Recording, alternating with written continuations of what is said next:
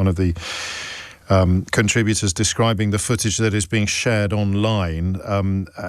It's very much part of the modern world, isn't it? But at least in this context, it isn't fake news. These are films made by people in the area, quite a hard area to get to for journalists based in Delhi, for example, which is hours away. What have you seen, Fraser? What kind of footage is being shared? Yeah, I mean, as you can imagine, over the past few hours, journalists all over the world have been trying to verify some of these images. So the ones that we know are from the area are just scenes of devastation, James. You know, at first it was videos of big black plumes of smoke, and then there was videos of the plane itself actually crashing. We saw a huge fireball coming from that, and now it's the aftermath, which is, you know, a building that looks to be like really seriously damaged. You've got debris everywhere. There's smoke still billowing out. You've got firefighters with hoses. You've got huge crowds of people who are coming to try and help to rescue some of the injured who are trapped in the rubble. I mean, there are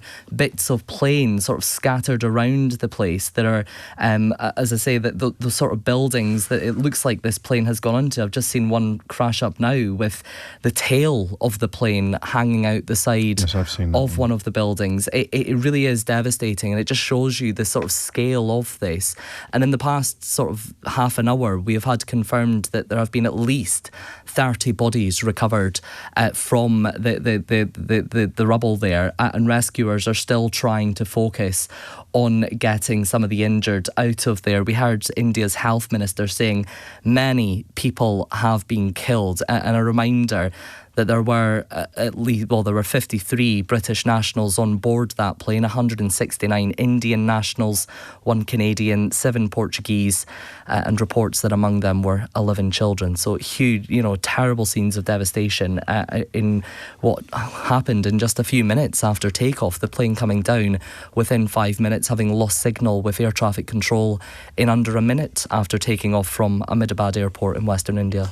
As you say, the breakdown of the people on board makes it even more relevant, of course, to people listening in this country. Has our Foreign Office put out a number yet of that can be contacted? It has, yes. The Foreign Secretary David Lammy has been saying that they are working with authorities in India to try and piece together the facts and to try and to offer support where they can. And as I say, 53 British people on that plane. They've put out a number for people to contact the Foreign Office if they are concerned.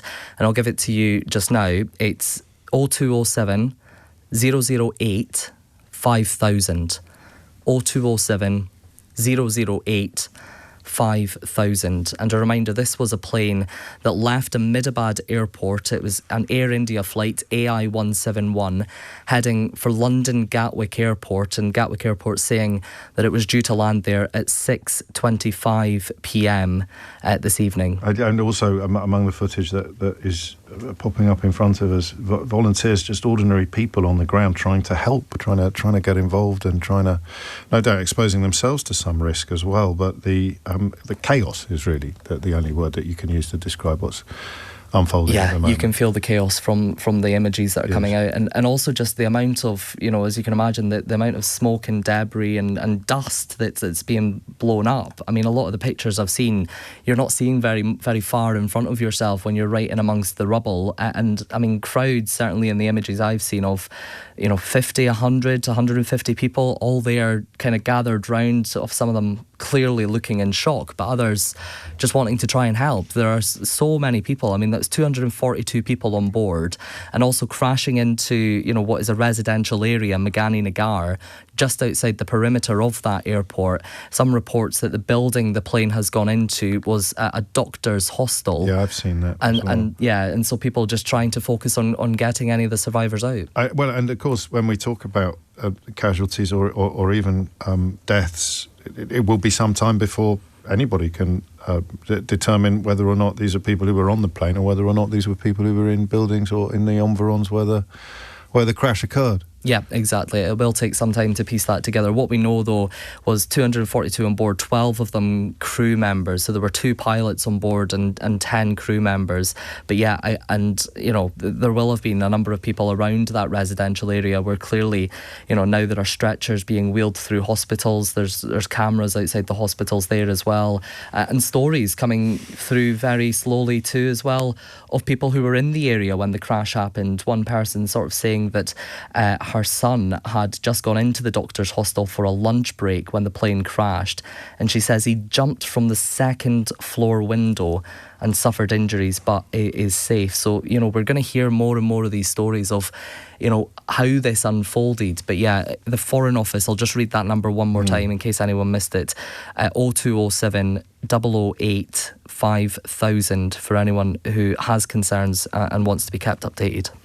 Fraser, thank you, and thank you in advance for any forthcoming updates that will no doubt be unfolding throughout the day. If you are just tuning in, and I have to be conscious that people will be, then it's my sad duty to inform you that an Air India plane crashed shortly after takeoff this morning with 242 people on board. It was bound for London Gatwick Airport, and there were 53 British people among that passenger total, 12 members of crew as well. The footage that Fraser has just been describing, and which is now sort of gathering momentum, if you like. There's more and more of it now emerging because, of course, everybody walks around with a camera in their pocket these days. Is absolutely hideous. Absolutely harrowing.